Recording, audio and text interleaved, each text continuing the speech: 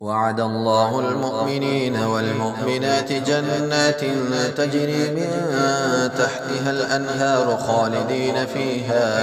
خالدين فيها ومساكن طيبة في جنات عدن ورضوان من الله أكبر، ذلك هو الفوز العظيم.